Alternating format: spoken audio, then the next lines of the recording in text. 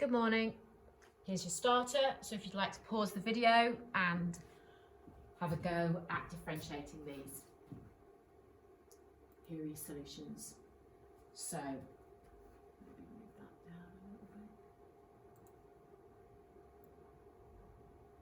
That could of course be written as, if you prefer, that could be written as 1 over x to the 4. When you're going to differentiate that, you would think of it as a third x to the minus 3. So your minus 3 will come down and make minus 1, x to the minus 4. So make sure that you can differentiate those, and you can see your question at the bottom is a good example, or a good question on the chain rule. Right, so we can talk about what we're going to do today. Now, first of all, and maybe I'll sort of talk you through this. If you were going to be asked to differentiate something that looked like this in year 12, or basically up until today, what you could do is you could expand those brackets, and there's nothing to stop you doing this in year 13. You'd expand those brackets and then you would differentiate it. And it's really kind of, it's okay, and there's been nothing wrong with you being asked to do that in an AS paper at the end of year 12. And, however, what would happen, this is fine, but the problem is, what might happen is that the function might get more complicated. So what you've got here is something to the power of 7, something to the power of 5. So you'd have to expand those, and obviously that would be an awful lot of work. You would expand and then you would have to multiply out. Awful. So it become an absolutely massive question, so we need a rule. So this is today's lesson. So what we're looking at today is something called the product rule. And what we do when we differentiate a product. A product is where we have two functions, and normally of x, but they can be of any variable. Two functions of x multiplied together. So this does not look like a chain rule question, because in a chain rule question you tend to only have one unknown. So if we think about the chain rule, we tend to have things that look like, you know, x to the 7 plus 3. I mean, we could have like another x in there. Right, but a chain rule, you tend to have a function within a function. It's quite clear if it's going to be something where it's not a chain rule, because you've got a function times another function. So what we're going to do is we're going to let one of the functions be u and the other function be v. They're our favourite letters. So we're going to let them be u and v, and we then like to write out what u and v are to keep everything nice and clear. And to differentiate a product without having to expand it first, we have what we call the product rule. And this is our product rule here. dy dx is v du dx plus u dv dx. Now, of course, when you add things, it doesn't matter what order you add them in. So it doesn't matter which way round you do this. It could be u dv dx plus v du dx.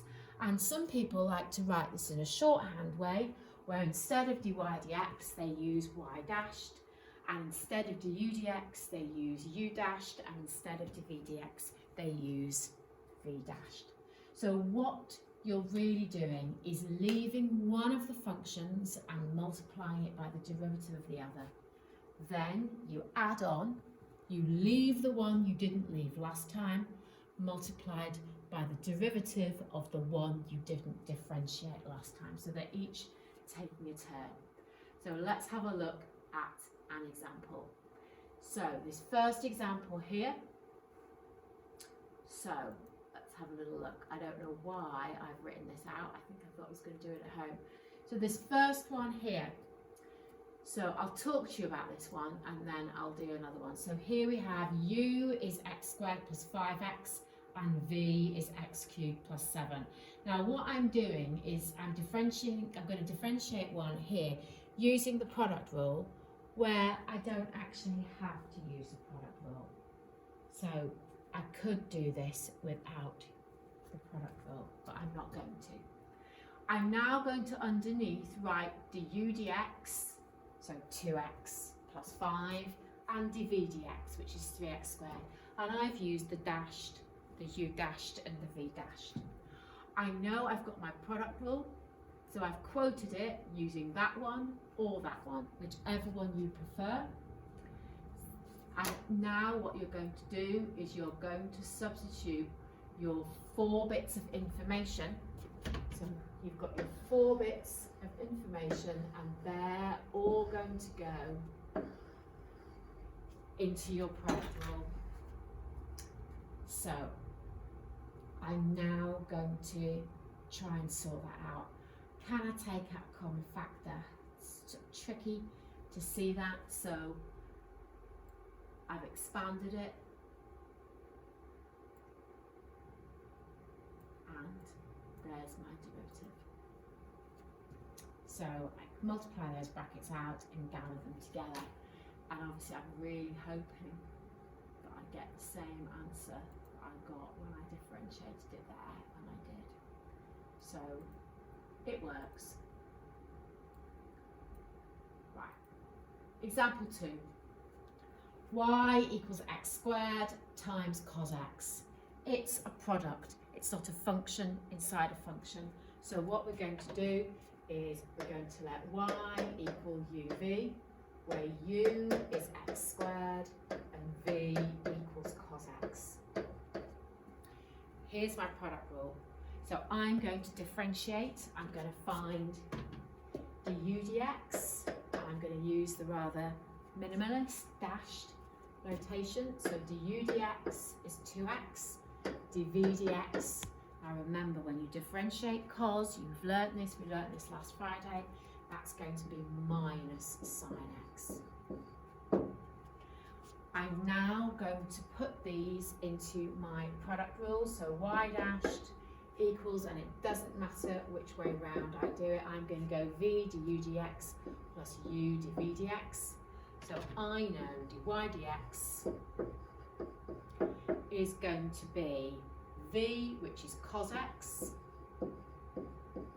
times du dx,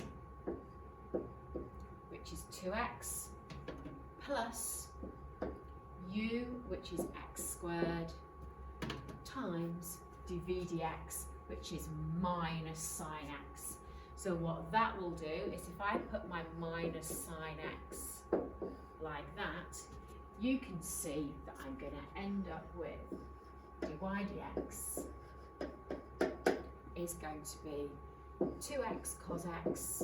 My cos x went a little bit high there, so I'll bring that down. Minus x squared sine x. So there's your solution. If you wanted to, you could take out a factor of x. Okay, that's the answer that they got. So we do. Right, next one. Example 3. So you've got a product, x times ln x. Think, you know, is it function inside a function or is it a product? It's a product. So we've got y equaling u times v. We've got u equals x and v equals ln x. I'm now going to differentiate. So u dashed, so du dx is 1. And we know from our lesson earlier this week that when I differentiate ln x, so dv dx is 1 over x. So what I'm now going to do, and I've got my product rule in that form, or I can have my product rule in this form. So v du dx plus u dv dx. So I've got my dy dx, go with green here, equals v, that's so not v, not that it matters, but what way around I do it? So v, which is ln x, times du dx, which is a very lovely one, plus u, which is x, times dv dx, which is 1 over x. Now we know that x times 1 over x is just 1, so I think we're going to end up with dy dx equaling ln x plus 1. So there's our answer. Next one. Differentiate y equals x to the power 4 times 3x squared minus 5 all to the power 5. So again, it's a product. Two functions of x multiplied together, but this function of x has got a lot going on. So we've got u equals x to the 4 and v equals 3x squared minus 5 all to the 5. I'm now going to find du dx, which is 4x cubed, and now dv dx. Now dv dx, you're going to have to differentiate using the chain rule. So, going to take a moment. Differentiate around the bracket. So the power comes down and I take 1 off. And now I haven't really given myself enough room. So what I'm going to do is I'm going to move that up out there for a minute. So I'm now, and I don't need that time sign now, so I'm now going to multiply by the derivative of the bracket, maybe I do. And the derivative of the bracket is 6x. So I think dv dx is 30x bracket 3x squared minus 5 all to the power 4.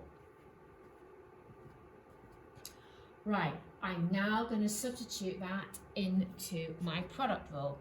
So my product rule is dy dx equals v du dx plus u dv dx. So I'm going to have dy dx equals v, which is 3x squared minus 5 all to the power 5, and I'm now going to multiply that by du dx, which is 4x cubed. I'm going to put that at the front because I think that will save me time, plus u, which is x to the 4,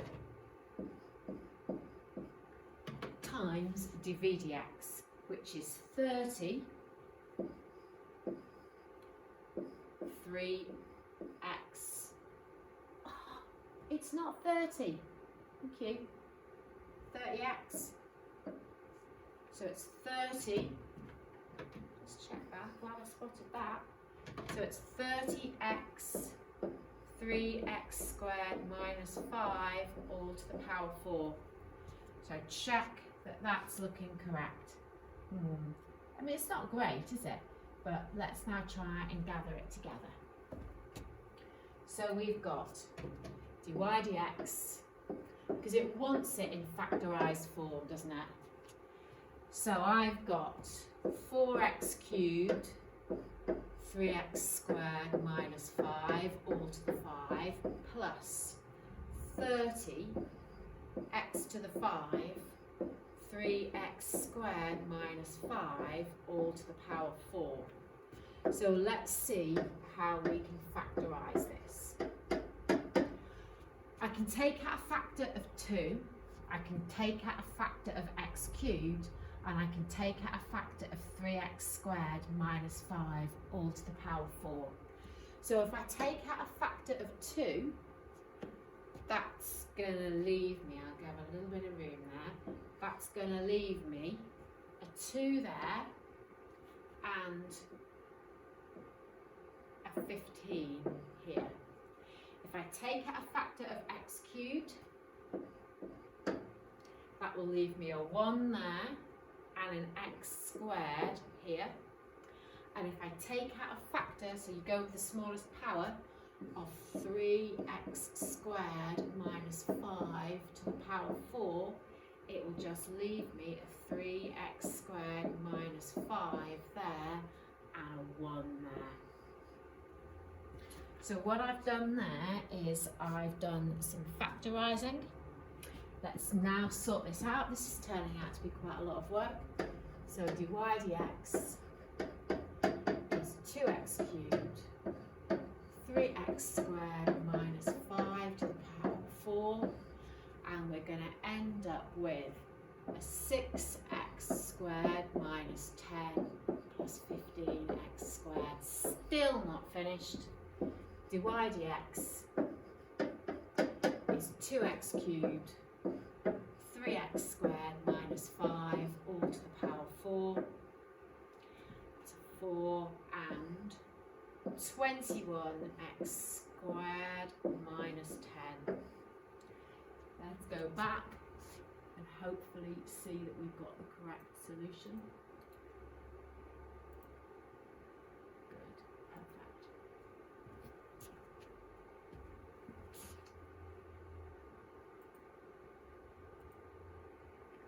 So, if you could have a look at these questions. So, first of all, differentiate these using the product rule.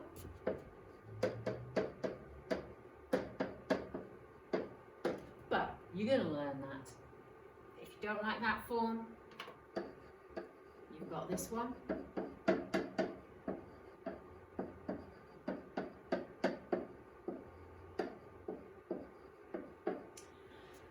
So straightforward differentiating. Now, I'm pretty sure, so D part 2, I think Mrs. Reed's lesson of chain rule using trig, I will just check. I think you've differentiated sec with Mrs. Reed. It's one that you get from your formula booklet. I will just check. And then question 2. Factorise fully, and then question 6. Now what we're doing here with these differentiation rules is we're just learning one new bit. So this lesson is all about differentiating products. Everything else is staying the same. So to find the stationary points, it doesn't care, it doesn't ask you whether they're maximum or minimum. What you're going to do is you're going to differentiate this using the product rule, and then you're going to put that equal to 0. And when you put that equal to 0, you're going to find some values of x. And obviously, to give you a clue, there's going to be more than one value of x. So it only asks for the x coordinate. It would be more fun had it asked for the coordinates, so you'd have to put them back in to find y. But bear in mind, you can put this into graph in your calculator. So if you plot, as you know from when you did year 12 differentiation, if you put this into graph on your calculator, you can then find your max and your min, and it should give you your x coordinates. And here is your answers. Okay, I don't know why I've got 6 down there. Ooh, I will check that you have done D part 2. Thank you.